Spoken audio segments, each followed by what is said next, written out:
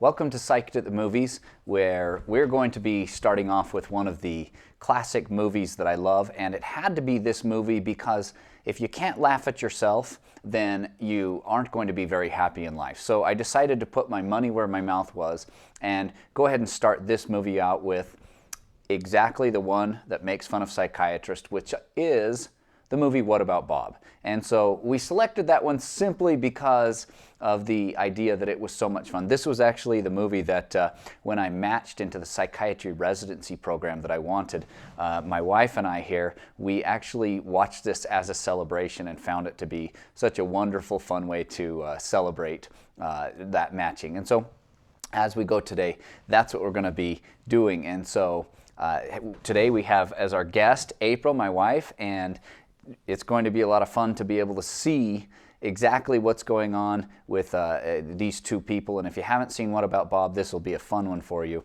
So go ahead at this point, as you likely know, the idea is once we finish with this introduction in a few seconds, pause the movie, pause this podcast, go ahead and watch the movie, and then come back and finish the podcast after you've seen it. And that way you'll have all of the insights and the things that we had, as well as maybe some different points that stuck out to you. And so in the meantime, get your popcorn, get your drink, and let's enjoy the movie, and we'll see you right back here right after you watch the movie at your place.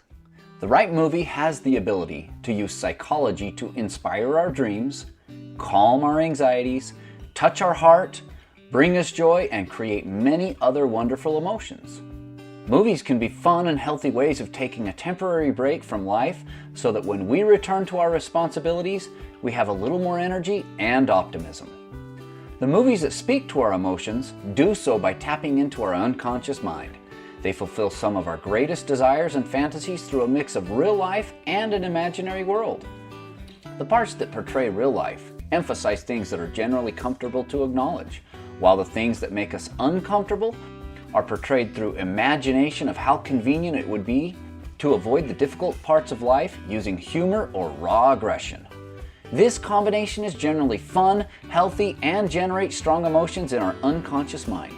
By becoming aware of the psychology behind the movies, we can recharge our emotional batteries while concurrently incorporating life lessons that result in us becoming better versions of ourselves.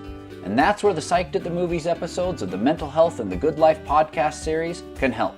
In this podcast, you can incorporate valuable life lessons while enjoying the movies. So get some popcorn, pour your favorite beverage, and go to the best seat in the house. You're about to use the magic of the cinema to have some fun while learning how to live your best life. This is Psyched at the Movies.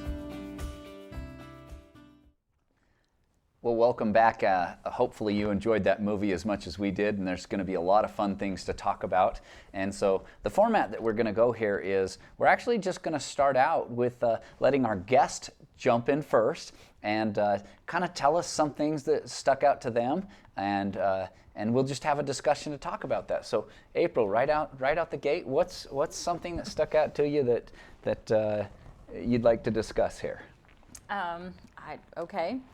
So the first thing I wrote down was the psychiatrist who referred Bob to Dr. Marvin.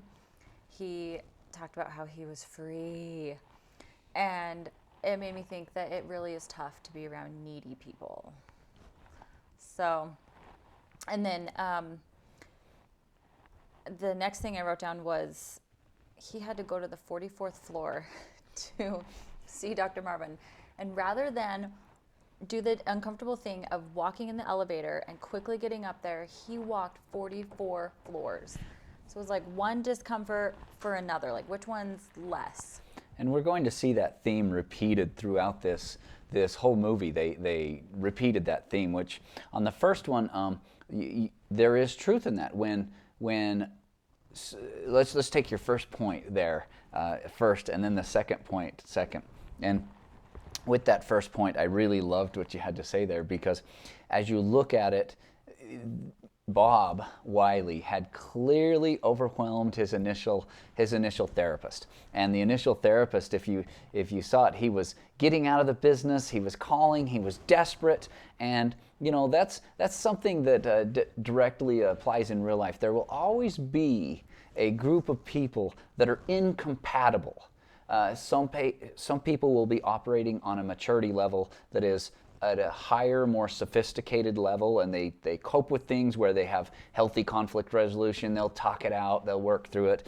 Other people won't quite be there. They're still growing to reach that level, and it's not always age dependent. And those people oftentimes are very frustrating for those that are caretakers, because the people who aren't yet able to self-reflect are going to be the very people who don't see how their behavior over and over creates the same problem that they're dealing with.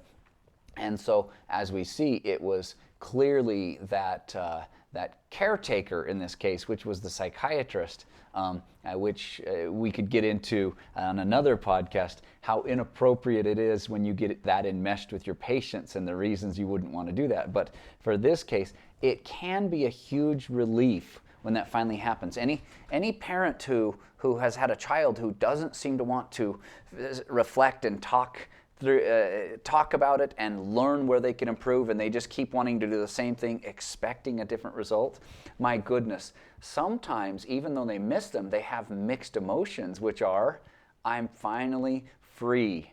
They now have to go and they're going to learn from life's hard knocks exactly what I've been trying to teach them. And so right off the bat, we can see the writers of this brought in some real life truth that every parent or every person that's trying to mentor somebody has experienced. So wonderful thing there. Now, the second thing you talked about, which was wonderful, and this is going to be one of the recurring themes, was we notice that in this movie, different characters are at different times traded temporary comfort, and the cost was long-term success.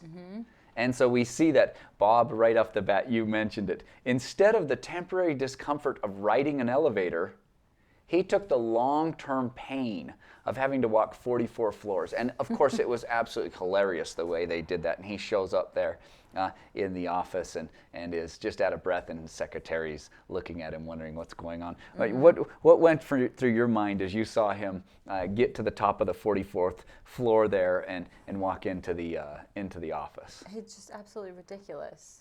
Like, why would you choose that? Yeah. So when Bob came up into the lobby and he sat down, tell us what you noticed about that, please. So there's 2 chairs and then a little table. Maybe there's a lamp on it. He sat on the little table, just squished right in there. Like, he could not be bothered to sit on the chairs. The writers of this movie, I have to give them a lot of credit, because they took this individual and they make him one of the strangest odd ducks that you could possibly find out there. And it's absolutely hilarious how everything about him is completely quirky and outside of what social norms would tell us should be. And so that's a very fun way that they did that. He's very resourceful, and he manipulates the phone service.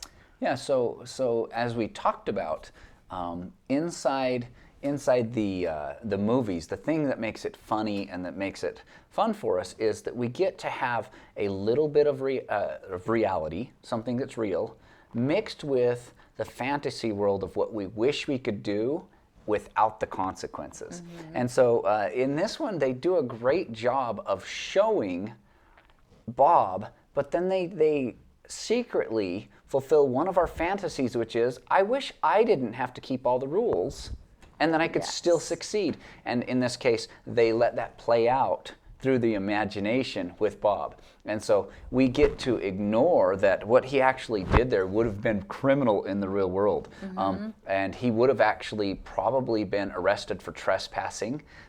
Everything Bob does there to manipulate, we see it and we laugh at it. What's the psychology behind why we laugh at it? It's because when we're younger, each of us have, while we're maturing, this secret wish that everybody around us has to keep all the rules so that we can predict what life is going to be like, but that we have an exception to break whichever rules we don't find to be convenient. And so in this case, that plays out with Bob and his actions there. You notice how many different times did Bob do things that would actually be very, very terrible, and that we laughed about it. And the reason we laugh is because unconsciously we all have this secret desire that we could do that. And so we count them many ways. First one you said was to sneak in, lie to the answering service, and go ahead and still get everything you wanted with no consequences. Impersonating someone else, Yeah, so an authority figure. He impersonates a detective, which that would get you into jail.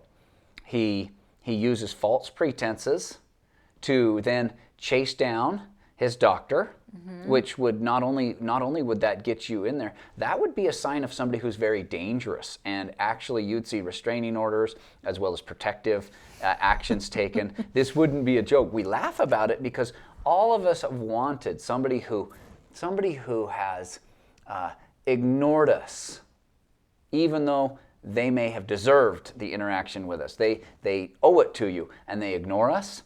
And we all have this desire to be able to say, you don't get to ignore me. I'm going to compel you or force you to interact with me. And so we get to play out that fantasy through What About Bob? Yeah. And he does that. And then, he has multiple times there where he is just straight up dishonest.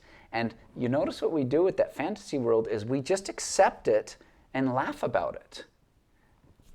And the truth is, if you did that in real life, that would not be it, but we're able to use humor. And so there's one of the good things for us to recognize. That's the humor part. It's okay that we laugh at it. It's okay that we do that, because we should be recognizing that would be out of bounds in real life. But the names is something that you had mentioned earlier too, of the people. Talk about the names that you noticed. So Bob Wiley, the word wily is like sneaky, or I guess, what is the definition of wily? I would say kind of sneaky and silly. And then Dr. Marvin's kids, Siggy, like Sigmund Freud, and then Anna is the daughter. Sigmund Freud has a daughter named Anna, who was a renowned psychoanalyst and huge in the psychiatric and psychological community. And so it's the writers were very clever in naming them. And you notice. Did anybody notice that figure, that bust of the person? If you didn't notice, that is Sigmund Freud. And so they multiple times in Sigmund Freud's bust, if you notice, it started in their home. It makes it to the cottage or the cabin on the lake, and at the end, the last scene, it comes blowing up and lands. Oh, that's right. Right next to them after the house is blown up. And so, and there's a lot of symbolism right there, which was, I love it, which the writers geniusly took it and said, hey, let's take this to the extreme. And what do we learn about anybody who takes a single interest to an extreme, to where they are unbalanced in the rest of their life? Well, you can tell that they took the psychological, the psychoanalytic part to an extreme in this case with Sigmund Freud and the psychoanalysis. And so, and you saw how it destroyed Dr. Leo Marvin. Totally. What else did you notice in this?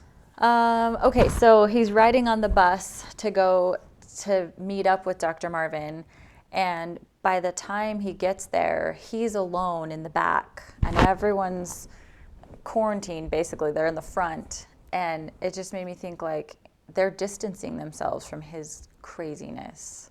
Yeah, and his unpredictability. And that's something the writers did a great job of. And you wonder if the writers themselves are feeling like they're unique individuals who kind of struggle to make social connections. I don't know anything about these writers, but if they don't, they have great insight. If that's not their personal experience, they have great insight, which is, eventually people who don't adhere to the social norms that the rest of society uses to be able to predict how to interact with each other, they are isolated.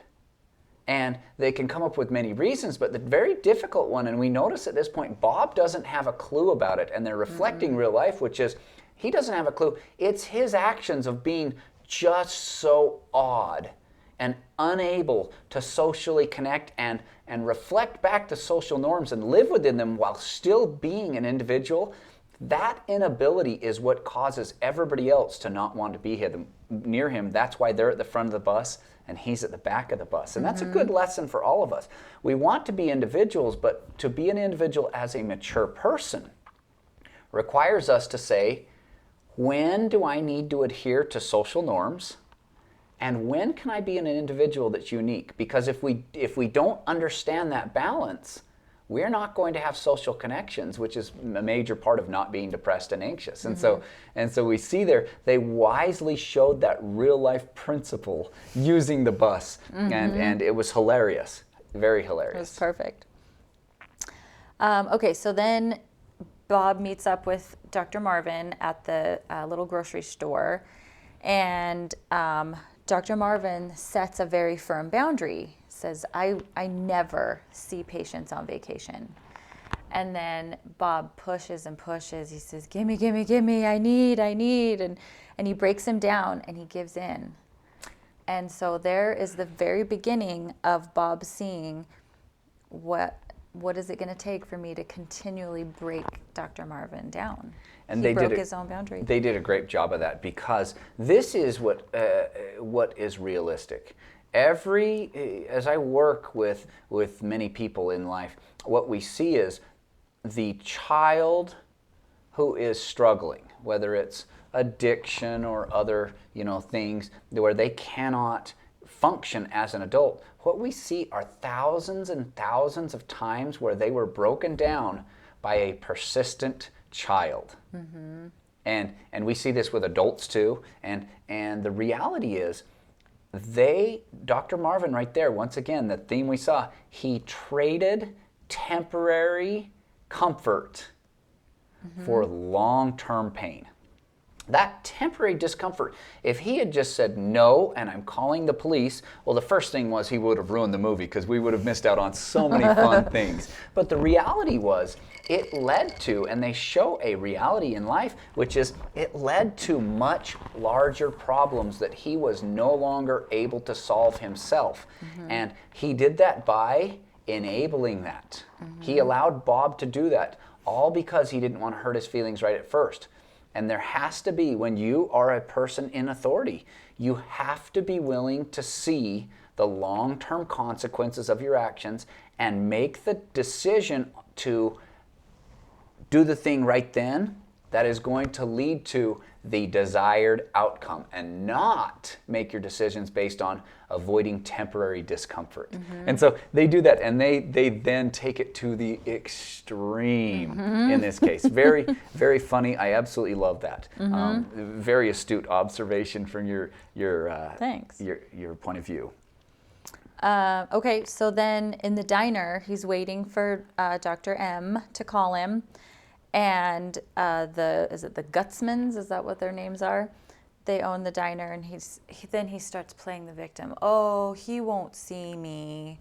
And they said, what? You won't? We'll take you there. But I just thought it was interesting. He then played the victim to get what he wanted. Yes, and we see this in immature individuals.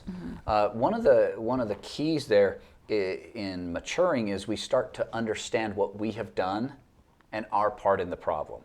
And an immature individual will not be able to see their part. It's always there, black and white. I am completely a victim. I can't see my contribution to any of this. And when somebody points it out, they will generally lash out and run away. And so in this case, a very astute observation. And why did they write that in there? Because many of us have a part of us that is still doing that, where we don't self-reflect, and we can see that. And unconsciously we say, yes, and how wonderful would it be if I could get what I want and still be able to then blame the person who's holding healthy boundaries as the aggressor, as the person who's the abuser, if you can. And they will often claim exactly that, and anybody from the outside has seen it and going, this just does not make sense. This person that you are blaming is actually the person who's doing the healthy thing, and they're actually a victim of your manipulation. Right. And Bob did just that. I'm going to push, push, push, because Dr. Marvin didn't put a boundary and say no, and if you keep pushing, I'm going to escalate this to a different authority. Instead, he would have done that. Now in real life. Any competent therapist would have said, not only are you not going to stay here with my family, I'm going to get the police involved, but you are no longer a patient of mine. I am terminating this relationship because it is unhealthy. Yeah, and for that sure. would have been necessary. But the movie wouldn't have worked without that. Okay, so his problems start to normalize a little bit. He takes a little ride with Anna to go sailing, and that's like the first time that you see him not use a tissue to touch something. And then they start talking about problems, like she has problems just like anybody else, And then he later tells Siggy about sailing, and he's so proud of himself, and he's like trying to connect on this like younger maturity level. And this is neat that you caught on that, because this was a transition point psychologically for the writers of this movie. What they had done is that was the point where they transitioned from the imaginary world where you can cross all of these ethical and legal boundaries and have no consequences. And here they crossed into starting to show real life lessons. And we notice the part of Bob that we would want to adopt. And this is where we really get, it may have started earlier to where you start becoming enamored or really connecting with Bob. And because we all have some of that quirky wishing the rules that we don't like didn't apply to us, but that the other ones should apply to everybody else, and they don't have a choice. We're the only ones that get to decide which rules do and don't apply. Right. And having that unfair lack of balance in rules. But then it transitions here into a thing where we're going, this is good, I need to incorporate this in my life. And that was the first one where what did we watch happen with Bob at that moment? He suddenly stops doing the pushing and blaming everybody else for his problems. And in the car with Anna, he suddenly starts self-reflecting. And that's why we get enamored with Bob from that moment on. And brilliant writing from them. Brilliant writing. They're now psychologically hooking us unconsciously, and now they're allowing real world to show us, see how great he is, and we can just breeze past all of the laws that were broken and the inappropriate things he did. It's fine. But in the car, he does a wonderful thing where he starts saying, hey, there's some gray area here. There's two sides to everything. So you notice the shift at that moment. So another shift is that after Siggy dives, then Dr. Marvin comes running out, and he starts acting immaturely and emotionally. He runs through the bushes, which is just what Bob had done before, and then he pushes Bob in the water. And so he acts immature because he's emotional, but he's starting to trade places with Bob. Yeah, and that's what they did very, very wisely in their writing. And they really do. They take it, and so now that we see Bob, and they're applying the life lesson here, which was Dr. Marvin had multiple times up to this avoided temporary discomfort by not putting a boundary. And now we're seeing the consequences of this are starting to impair his ability, Dr. Marvin's ability, to enjoy life. So we're starting to see the consequences of trading temporary comfort for long-term pain, and the long-term pain is starting to come. He's missed out on being able to have that satisfaction of helping his boy connect with diving. And Bob, who has now, we're ignoring all the unethical things he did, because because we need to in order to laugh through this. Yes. But now, suddenly, Bob is confronting his dragons. And he is taking as Jung would say, the hero's journey, and he is slaying his dragon. And we watch suddenly Bob start to enjoy all the wonderful things in life that everybody desires. And we watch him connect. And in fact, if you watch, he helps pull Siggy up as he's coming. He didn't go and live at that level. He went, met Siggy there, and then together they're both growing. He's helping him grow. So it's really they've taken now, and we're switching back into real life. And so this is a real fun part of the movie as he does this. And I'll have to admit, absolutely hilarious as we're starting to see the making fun of the psychiatrist who seems to know it all, and we're seeing that. Okay. So at dinner, Dr. Marvin tries to reestablish a boundary with Bob by saying, "Call me Dr. Marvin, not Leo, in my home." And so he's trying to reestablish his authority as his doctor. Yeah, and that one's very funny because the only place that first off, it's anytime you're doing psychotherapy with somebody, this is hilarious because it would be inappropriate to have them in your home. Yeah. The rule in psychotherapy is any competent psychotherapist is going to know the second you accept somebody as a patient for psychotherapy, you no longer get to be even friends with them. It is a professional relationship. In fact, the malpractice insurance even says, have you ever dated or had a romantic connection with any past patient? That's how serious it is. Number one reason that mental health providers lose their license is inappropriate relationships with patients. And so it would be completely inappropriate. So once again, we're ignoring some of the obvious things, but since Dr. Marvin has allowed what we call boundary crossings, they allowed an exception to the rule before, he can't stop that train once it's gotten going. His relationship now it's very difficult to ever change the relationship from one where you are permissive of boundary crossings. Yeah. And that's one of the reasons that you can't get going. Now, in this case, there's another major thing that Dr. Marvin does there. It would have been uncomfortable of him to set his kids down and explain to them and his wife why it's inappropriate to have a personal relationship with a therapy patient. But since he didn't do that, the family doesn't know. They're not trained in psychoanalysis or psychotherapy. No. And so they just see a guy who's fun. And well, he tried for a minute, but he didn't get into it.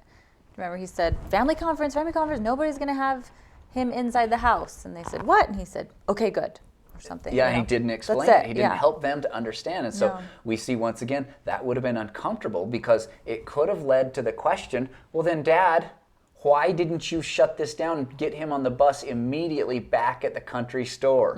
Why did you agree to a phone call at 4 p.m., which was Dr. Marvin waffling, not holding that boundary. And so we're starting to see, and of course they take the consequences of this to the extreme. And I love it. This is what makes it so funny. Yeah. I'm sure there's something purposeful about this, but it was just funny when Dr. Marvin, it's raining, and he has that outburst about how he can borrow my slicker. The lightning in the window right behind him immediately. It was just really funny. Yeah, they did do that, and the reason that actually is deep psychological genius by these people is generally the people who benefit from the person that is crossing boundaries and acting inappropriately will gang up on the authority figure that's trying to do it. And so you can see the family here. All of them are wanting this boundary crossing, which is Bob, the patient who should not be in their home. Well, he's fun. And he's taking away the authority figure, which is Dr. Marvin in the family, and they just get to play. And which of us do not want to just play? And so the writers fulfill an unconscious fantasy, which is, if you would just let me play instead of forcing me to deal with the responsibilities of an adult, life could be so much more fun. And we all see these people that try it that way, and then they complain about how life is unfair and because things don't turn out. Sure. Well, they're playing off of that unconscious wish, that unconscious fantasy of being able to do it. And so you saw how even the weather punishes Dr. Marvin, that authority figure who's making us do the thing we don't want to do. Yeah. And so you can see now they've once again shifted at that moment to making Dr. Marvin that authority figure that none of us like, whether it's the boss at work or whether it's an ecclesiastical leader while we're trying to grow, or whether it's a parent or a spouse that's trying to get us to meet them at their maturity level. It doesn't matter. Right. He's like sort of the villain. Yes, and that's a way we get to play it off, and the villain becomes demonized, even if it's in our unconscious through a movie, which is what we all wish would happen to that person that makes our life more difficult, even if they're pushing us to become better. We don't have that understanding yet. Okay, you ready for this one? This one's a little deeper. So Bob has a sleepover with Siggy, and Siggy is a very grown-up child. He talks about death. He talks about, things going on in the world. He's wearing black. He's very adult-like. Bob is very childish. So you've got the grown-up child and the childish grown-up. And in this sleepover, they help each other to assume their appropriate role. By doing Tourette's together, it helps Siggy to be more of a child, and the diving helped Siggy to be a little more grown up. Yeah, they once again, in order to make this scene work, they had to have a huge boundary issue that we completely ignore. And that is, you meet a patient who you know is mentally not there, and they then stalk you up to your lake house. And they ignore every boundary you've put in there, and you're going to let them then have a sleepover alone in a bedroom with your child? Yeah. Okay, so once we've overlooked that serious, asking for bad things to happen, once we've overlooked that, this is a hilarious scene. But can you see how the writers really, really were sly on getting us to overlook the clear and present danger that any mature person would see. Right. And you're clearly living in an imaginary world where this is not just sending up red flags everywhere. Given that, it's absolutely hilarious. And my favorite part in there is when he says, "I'll be quiet." And Siggy then has a very astute and mature joke and holds up two fingers and says, "I'll be peace." And so, and we all laugh at that. What a wonderful thing. And they're showing there, at that point, Bob really does start to show he's having growth. And they're showing us that hero's journey where he is now confronting. And the cool thing with it was, if you noticed, one of the trends that these writers were doing was Bob was always willing to take good ideas and consider them from any source at all. Whether it was a child in Siggy, whether it was from Dr. Marvin, whether it was from Faye or Anna, or even the store owners, he was always incorporating and self-reflecting and getting new ideas in there. And we watch him in this scene grow into a more mature person. Whereas Dr. Marvin, from the get-go, is unwilling to self-reflect and unwilling to take anything into consideration from any source other than his own knowledge. And we get to watch it. Now that is a true statement, and they're wisely mixing the fantasy world with a true principle here. And that's one reason that one sticks out so much to us, is it is a real point where Bob now is starting. And if you remember, even from the get-go, they give Bob the advantage of being willing to incorporate it. When he leaves that first initial appointment at the first of the movie, how does he get down from the 44th floor? He screams all the way down in the elevator. It was uncomfortable, but we see Bob was willing to endure the discomfort to grow. Dr. Marvin was not. And genius writing. And you can see this is going to be a huge lesson. So then you have a little bit of a parallel. Bob on the bus was separated from all the group. Now there's a photo after the interview. Dr. Marvin separates himself from the group. and he doesn't join the photo. Which is... Which he does to himself. He could have done that. Yes, and the key there is, many of us in life do this to ourselves and we don't realize it, and we somehow, once again, say, I am the victim. And there are parts where, yes, you've been wronged, but there's a big difference between I am completely the victim, which is what Dr. Marvin takes on, versus I had a part in this. Right. And so, once again, the life lesson that we learn is always be willing to consider any source of information. Doesn't mean you're incorporating everybody's, but the truth that they do is you should be willing to hear it and consider it and get both sides of any situation before reaching your conclusions. Marvin doesn't do it, Bob does. And you're watching Bob grow to the point that, we're going to keep going, we're seeing this build towards something. This is the principle that they're building towards in this whole movie. So Bob was a victim in the beginning with the Gutsmans. Now, Dr. M is the victim. He gets car trouble. He gets the mud splashes on everything bad that happens in that little outing he does. He's like, oh, stupid Bob. He just blames Bob for everything, and he comes home and he's so grouchy, and it's all Bob's fault.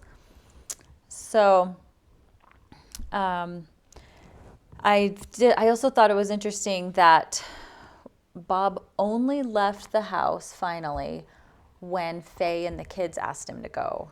Dr. Marvin had asked him over and over to leave, and finally he left when they asked him to. So there are two things there. The first one, let's do the second one first, because why was it that Bob would not leave when Dr. Marvin had asked him to? Because he waffled, and so he figured he'd just waffle again. His words meant nothing because he'd waffled. He'd allowed boundary crossings. And we see this I see this a lot when I'm doing family therapy with parents who have waffled, and then they wonder why their kids don't listen to their words. Yeah, exactly. And it's not hard to tell. But the second one there was, this time they were allowing us to have a little bit of empathy and sympathy towards Dr. Marvin. How many of us in life does it feel like the old saying, when it rains, it pours? Not only is his family starting to reject him, and that he can see that Bob is absolutely crazy, and nobody else can, and he's feeling alone, but then on top of that, he gets a flat tire, and that's not enough. He gets splashed in mud, all to make him look terrible at his big event. Like, tell me, that's comedy at its best, where it's taking a real life thing, which is, man, when it goes wrong, it seems to really go wrong in the largest way. And what does Bob do? He innocently goes there, and Dr. Marvin, it's all piled on from every source. And Dr. Marvin, in this case, we can see that he caused each of these things. Sure. We can see that. He had a part in it. He can't see his part in it at all. No. Okay, so then so back to the very beginning, their first meeting in the office, Dr. Marvin tells him, he says, oh, you know that quote where the best psychiatrist is ourself or inside of us, or whatever the quote was. And Bob, oh yeah, I know that quote. So at the end, I guess all throughout the movie, but the end he has death therapy. And then he's always yelling out, oh, is this isolation therapy? And oh, this is a vacation from my problems, or is this a radical new therapy? All these therapies, right? So he actually ends up treating himself. And so that quote at the beginning comes full circle, and he actually does help himself. And what was the thing that allowed him to help himself in the end? They hit this over and over throughout the theme of the whole movie. You tell me. It's that he was willing to incorporate and self-reflect with each possible source of information he received. Yeah. And he was able to piece it together. And this will be the theme that they were really using to connect you. And then you can see all the imaginary things that they use to then get your emotions right, to really make it funny and laugh, because we laugh at things that are absurd, and it was clearly absurd, all these exceptions to rules. But the bottom line was, the overall, this was imitating Carl Jung's hero's journey, which is start taking on the things that are hard for you. Learn how to overcome them. And when you do, life is only going to improve to the point that at the very end of the movie, the one who would not self-reflect is Dr. Marvin. And he ends up almost disabled, vegetable in a chair. Catatonic. Just catatonic. And then you see the difference, which is Bob is marrying his sister, Right. becoming part of the family, Fully growing, functional. becomes a psychologist. You see them in the end, they even complete that to where Bob comes out and he's successful using the very therapy, and the death therapy. And so we see that. And that really is the hero's journey. Can you take on that dragon that is scaring you and kill it? And then face your second dragon and your third dragon. In my book, Conquering PTSD, this is one of the major themes that helps people overcome this. And so you're seeing how this movie was wonderful that way, but while poking fun. And one of the reasons it pokes fun, if you get to the deep psychology behind this movie, we all have this wish that we all have the wish to not self-reflect. And the basis of not wanting to self-reflect is it can't be me who is wrong. It must be everybody else. And in this movie, we get to work with the fantasy or that imaginary situation of it is the psychiatrist or that authority who is wrong. I've been right all along, and it just needed time for them to be wrong. And so we get to play out that fantasy. But the reality is, that is a fantasy most of the time, and we have to be willing to self-reflect and incorporate any truth from any source in order to grow to our true potential. And we see that with Bob, and how much did he overcome. And of course, the wonderful acting of Richard Dreyfuss and Bill Murray makes that one of my favorite films that I've ever seen. And personally, it makes it there. And the last thing there was that you've mentioned was the death therapy. And that is the reality, because Christianity, in fact, most religions, as well as most psychoanalysis, will also tell you there is a mourning process. As we let that child die off and we become an adolescent, and we go into adolescence. Most people can remember when they quit watching cartoons. Yeah, or you stop trick-or-treating.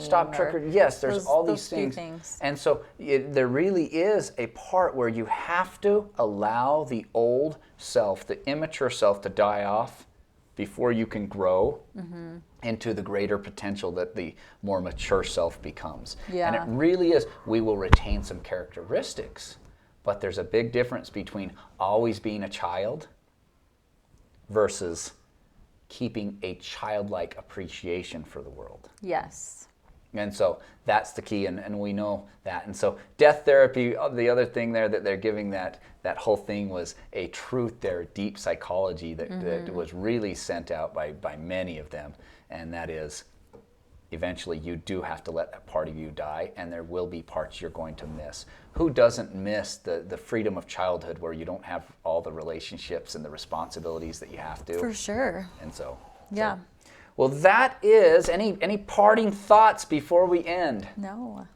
That is the end of this discussion now. If you have other things that we missed, we surely did. I only covered about a third of my notes here that I wanted to talk about. That means that we've got the comments section below. Put what you thought in the comments. We'd love to see things that you caught in there and that either stuck out to you or psychological connections, and we'd love to connect that, and we'll go from there. But until next time, keep enjoying the movies, and we'll talk to you again soon. Bye now. Bye.